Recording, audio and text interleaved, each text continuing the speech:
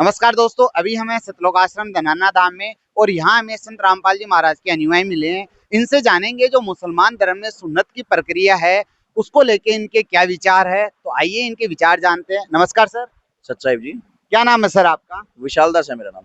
विशाल जी, हमारे दर्शकों को आप बताइए जो मुसलमान धर्म में सुन्नत की प्रक्रिया चली है उसके बारे में आपके क्या विचार है? मुसलमान धर्म में जो सुन्नत की प्रक्रिया स्टार्ट हुई है, इसके लिए कबीर साहब जी का एक प्रकरण मैं आपको बताना चाहूंगा। जब कबीर साहब जी ने लीला करते हुए लहरतारा तालाब में जब उत्पन्न हुए थे, जैसे कि हमारे सभी ग्रंथों में प्रमाण मिलता है कि विद्युत के समान परमात्मा लीला करता हुआ धरती पे आता है और अपनी पुण्य आत्माओं को मिलता है। तो वहां से एक प्रकरण स्टार्ट होता है। जब कबीर साहब जी का नामकरण की जब बात आई तो नामकरण के ऊपर काजी को बुलाया गया। काजी को बुलाने के बाद ये बात हुई कि इनका नामकरण कैसे किया जाए। तो इनका नामकरण करने का तरीका ऐसा था कि ये कुरान शरीफ को जब खोलते थे तो खोलने के बाद जो पृष्ठ पे पहला नाम आएगा वो उस बालक के नाम को नाम दिया जाएगा। तो जब इन्होंने कबीर साहब जी के साथ ये सब प्रकरण ये जब स्टार्ट किया तो उसमें क्या हुआ कि जब इन्होंने कुरान शरीफ को खोला तो कुरान शरीफ खोलते ही पूरे पेज पे पहला जो प्रश्न आया, पहला जो वर्ड आया वो आया कबीर, कबीरन। तो इन्होंने कहा कि ये तो परमात्मा के नाम पे नाम आ गया। तो इन्होंने कहा कि नहीं नहीं, ये जुलाहे का बेटा है तो इसका नाम परमात्मा के नाम पे कैसे हो सकता है। तब इन्होंने क्या किया, दोबारा से उस चीज को किया तो दोबारा भी कबीरन ही आया। तो ऐसे करके जब इन्होंने 3-4 बार ट्राई किया तो उसमें पूरी पुस्तक में कबीरन कबीरन, पूरे पृष्ठ पे कबीरन कबीरन छपा हुआ आ गया। तो ये लोग डर गए। तो इन्होंने सोचा कि ये क्या हो रहा है हमारे साथ, ये नीची जात में हम भगवान के नाम पे ऐसे नाम कैसे दे सकते हैं। तब एक आकाशवाणी हुई जिसमें परमात्मा ने स्वयं बोला कि मेरा नाम कबीर ही रहेगा।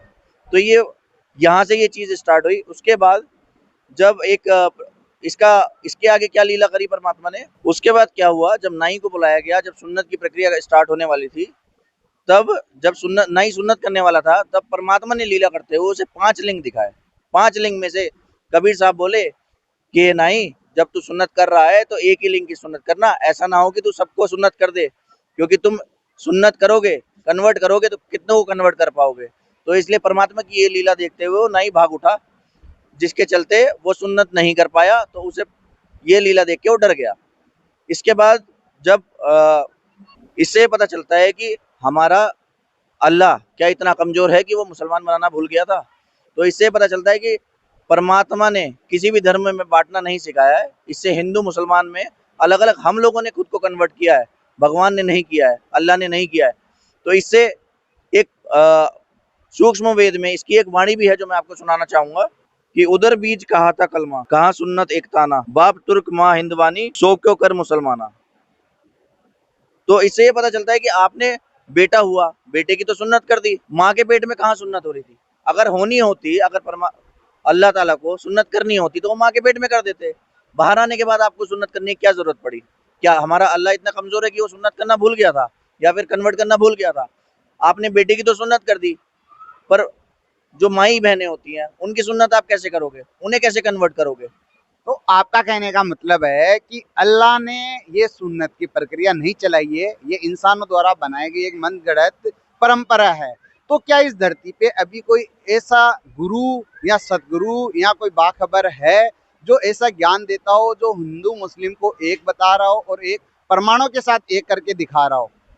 जी हाँ, बिल्कुल। आज के समय में ऐसे बाखबर संत मौजूद हैं जिसमें सूक्ष्म वेद की वाणियों में भी उसका प्रमाण दिया गया है कि एक समय के बाद, जब वो समय जो कि आज की डेट में वो समय पूरा हो चुका है, संत रामपाल जी महाराज जी वो बाखबर संत हैं जिसकी शरण में आने से, पूर्ण भक्ति करने से हमें मोक्ष प्राप्त होगा। आप संत रामपाल जी महाराज जी की वाणियों में भी देख सकते हैं, जो उनके निर्देश हैं, उनके निर्देशों के अनुसार यही बोला जाता है कि जीव हमारी जाति है, मानव धर्म हमारा, हिंदू मुस्लिम सिख ईसाई धर्म नहीं कोई नहीं आ रहा। इससे पता चलता है कि सभी धर्मों के जीव एक ही हैं, सबका हार्ट चाम एक है, सब एक ही भगवान के बच्चे हैं। तो हमें उस परमात्मा की शरण लेनी चाहिए। संत रामपाल जी महाराज जी ने हर धर्म ग्रंथ से यही चीज उठा के दिखाई है कि वो पूर्ण परमेश्वर एक ही है। वो कौन है जी? वो कबीर साहब जी हैं।